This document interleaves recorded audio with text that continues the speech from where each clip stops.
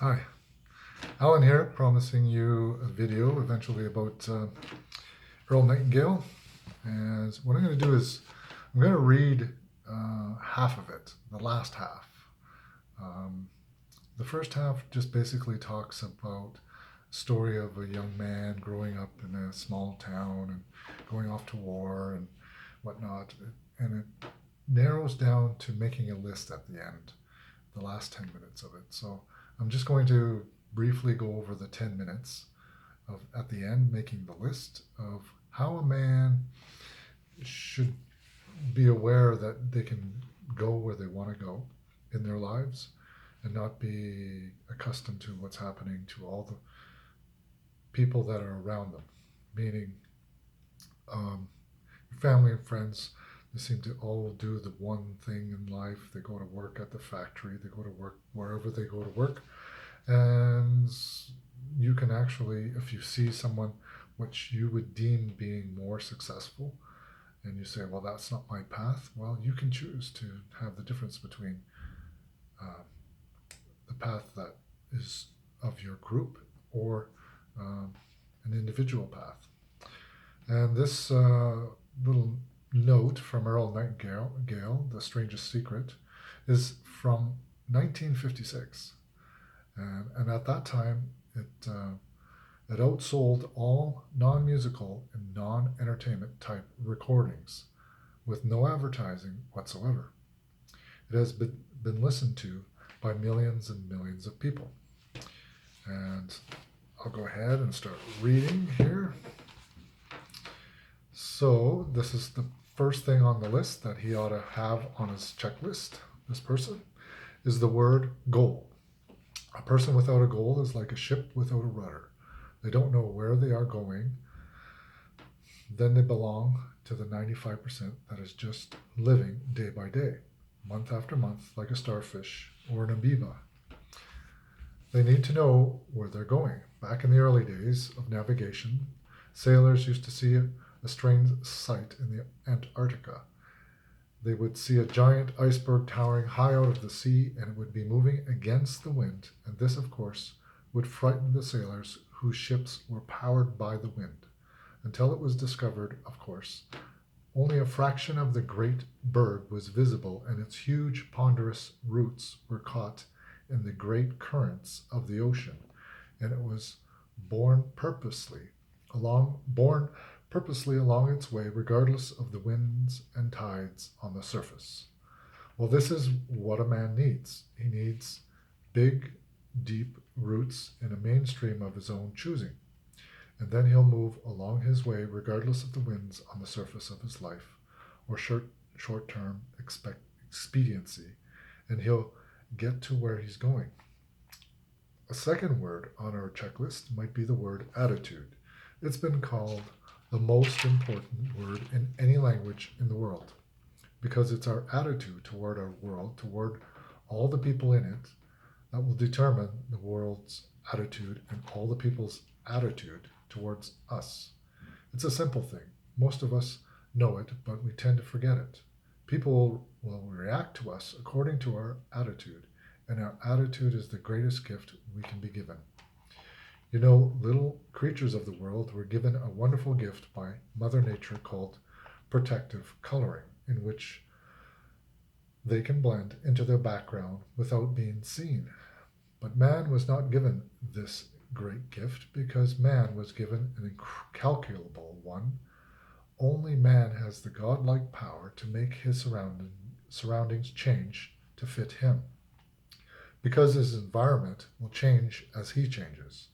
A man's environment is a mercilessly mirror of himself as a human being, and if he thinks his environment could stand a little improvement, all he has to do is improve, and his environment will improve to reflect the changing man.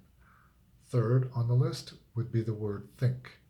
To think, the highest function to which a human being is capable. It was pretty well by the great Pulitzer Prize winner, playwright Archibald MacLeish in his great play, The Secret of Freedom, in which he has one of his characters say, The only thing about a man that is a man is his mind. Everything else you can find in a pig or a horse.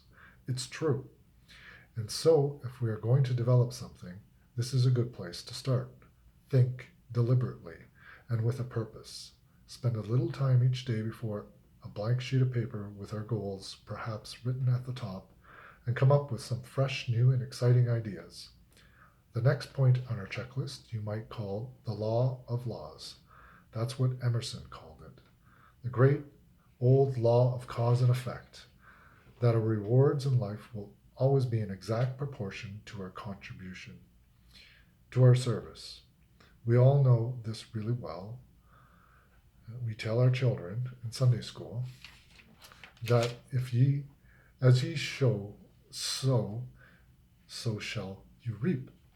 That's true. If a man isn't happy with his rewards all in the world, what he's got to do is find ways of increasing his contribution, his service. It's like the story. The preacher was driving down the country road, and all of a sudden he came to the most magnificent farm he had ever seen in his life. It was beautiful. And he saw the farmer approaching, and he rode on his tractor. So he hailed him and said, "My good man, God has certainly blessed you with a magnificent farm." And the farmer thought for a moment, and he said, "Yes, you're right, he certainly has, but you should have seen this place when he had it all to himself." And the preacher had his sermon for next Sunday. He realized that all the farmers up and down that road had been given the same land, but one man had made something great out of it. Well, all of us are given the same land. We were given a human life, and each of us can make something great out of it too, if we want to. The next point might be simply the word truth. Since everything we do has an equal and opposite reaction, unless what we're doing is based on the truth, we're building on sand, and it can't stand. The next point would be R&D, research and development. None of us would want to work for a company or invest in our money in a company that didn't have any viable research and development department that is pumping a good percentage of its profits back into research and development because its future depends on it. And so does a man, and you might ask yourself, how much of your take-home pay have you spent in the last year on materials calculated to make you smarter this year than you were a year before? Calculated to make you a little better, a little bigger as a human being. Perhaps love a little more, hate a little less. Do a little better job than you did a year ago. How much money are you pumping back into yourself and into your future? It's worth thinking about. And finally, the strangest secret. Here we are. At the beginning, this passage said, what makes a child grow up into a human being? What makes a child grow up into the human being he becomes? Well, this is the reason for that. Of course, he's the confluence of a genetic pool that goes back for thousands and thousands of years. His environment has an influence on him, of course. But what makes him become the person he becomes is that he becomes what he thinks about most of the time. It's as simple as that. We become what we think about most of the time, and that's the strangest secret. That is why thinking is so vital. That is why a goal is so important, because we will become that. This is why people who set goals achieve them. The trouble with men is not in achieving their goals. They do that. It's in establishing them. Well, that's about it. I think it's good to remember that if we just go along with the crowd, we won't wind up with much more than the wish we can do it all over again. And as far as we know, you can't. If we want to amount to anything as individuals, we need individual goals, individual thinking, individual actions, and we must never conform to the big group. We must love them, we must help them, we must serve them, because our whole success will depend on our ability to do these things. but never lose our own individual identity by permitting ourselves to become submerged in what has historically proved itself to be a little more of a suffocating sea of indirection and purposelessness. If we want to emulate someone, fine, but let's be choosy in who steps we follow. It's the only life we got. And remember to think. Imagination is everything, and we can become what we can imagine. If you find yourself getting depressed and down at the mouth, as we all get once in a while, you may want to remember this quotation by Dean Briggs. He said, "Do your work, not just your work, and no more, but a little more for the lavishing's sake. That little more which is worth all the rest. And if you doubt as you must, and if you suffer as you must, do your work.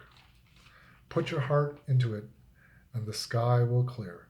And then out of the very doubt and suffering will be born the supreme joy of life.